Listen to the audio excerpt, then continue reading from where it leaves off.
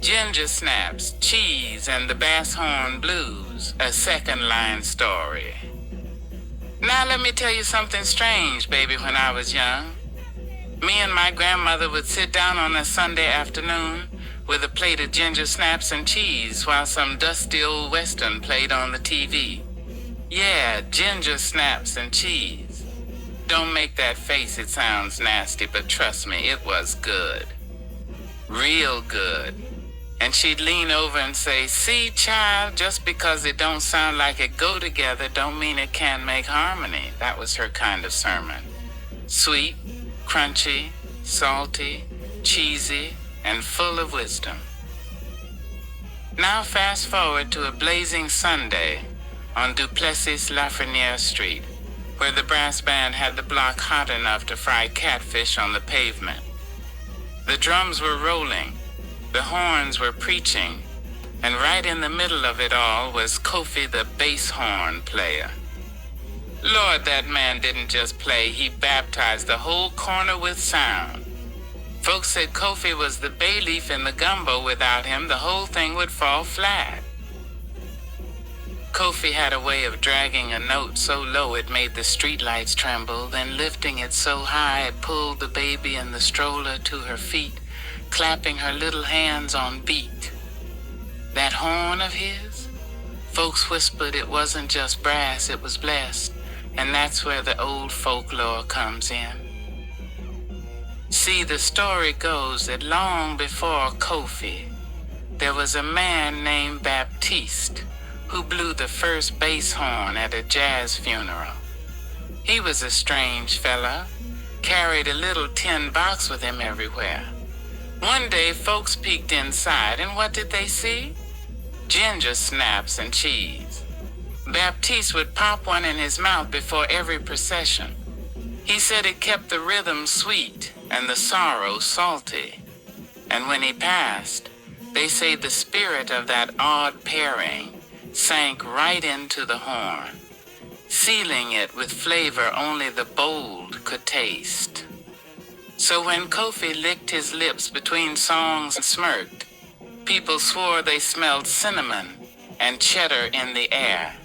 You think I'm lying? Ask anybody who was there. But baby, this second line wasn't just about music. The baby dolls came strutting in like the sun had loaned them its shine. Bright dresses, lace gloves, parasols spinning faster than gossip at a beauty shop.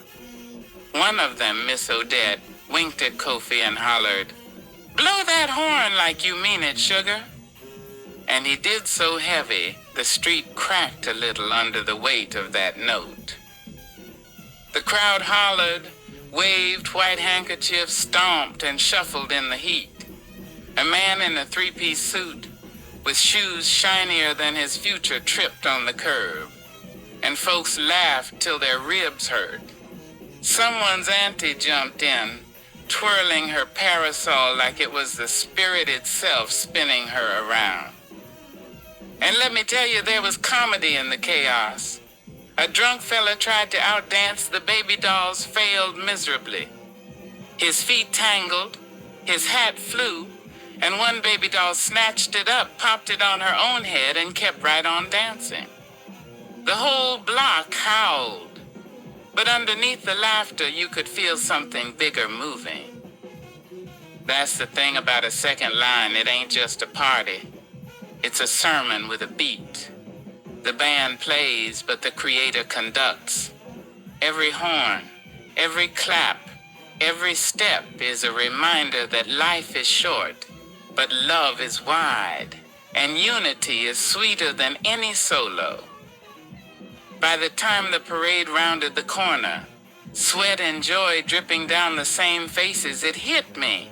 The whole scene was my grandmother's lesson alive in the flesh. Ginger snaps and cheese, bass horn and parasol, sorrow and joy, heaven and earth. Things that don't seem to belong together somehow making the perfect harmony. And if you don't believe it, well, next time you're in New Orleans, grab you a second line, a ginger snap, a slice of cheese, and a front row spot when the bass horn starts to roar. You'll taste the truth yourself.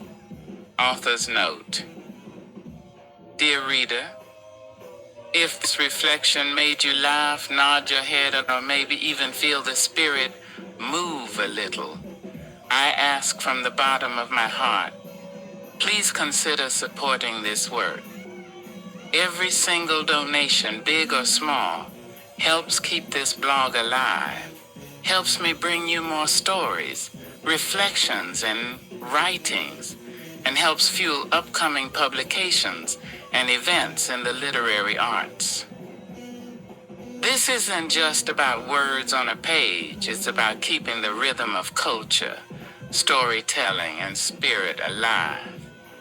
If you've been touched, entertained, or uplifted, please give. Your support means more than you know. With gratitude and love, Kateb Nuri Alem Shuna.